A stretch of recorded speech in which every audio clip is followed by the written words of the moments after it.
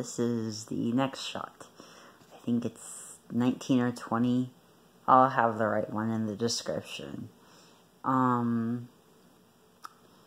a whole lot of changes, just continuing hair growth. Hair growth is a thing, and it keeps growing, and yeah. I noticed that I'm a lot less emotional, and that's a nice thing to do, or nice thing to have, you know. Stressful situations, I don't just start breaking down and crying.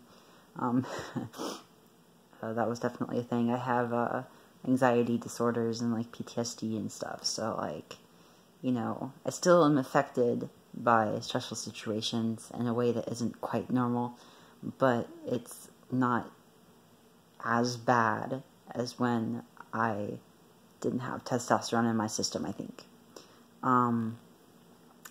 Another thing is that I had like a doctor's appointment, and I went there and I was talking to them about some of my stuff that I was going through, and health and stuff, and they started like blaming the testosterone, and they like said like, oh yeah, there was a study done that says that, you know, testosterone can cause this and this, and I looked it up and I found one study, and this individual had AIDS, and they weren't undergoing hormone treatment. They were, you know, I think they had like lost their balls or something like that, and so they were getting the testosterone for that reason, to regulate their hormones without their balls.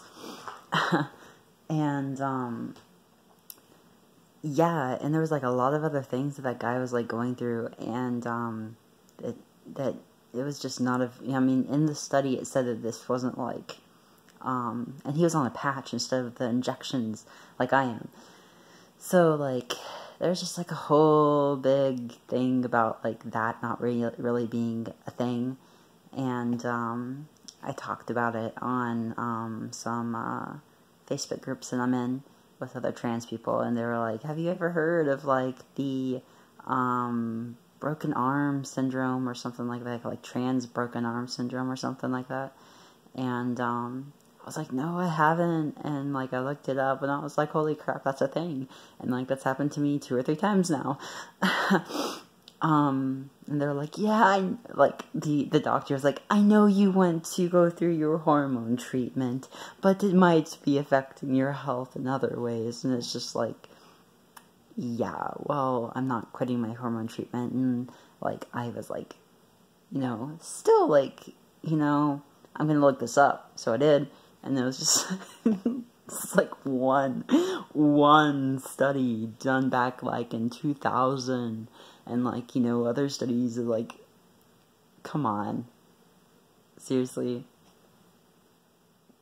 So that's some complications that you have to go through whenever you are receiving hormone replacement therapy. I also was talking with my roommate, and I hadn't like really like told her exactly what I was doing, but I mean, there's stuff happening on my face that, you know, my voice is deepening, and it kind of makes it noticeable, especially being almost 5 months into it now.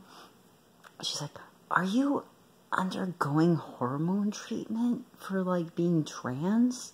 And I was like, yeah, you know. And she was like, are you sure that like your wife isn't like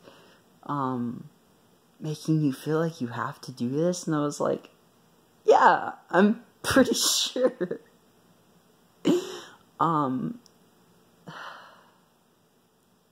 Just things you have to go through. Yeah, so I don't know, I'm really happy that I am progressing so much, and it's exciting, and yeah, I am doing pretty good.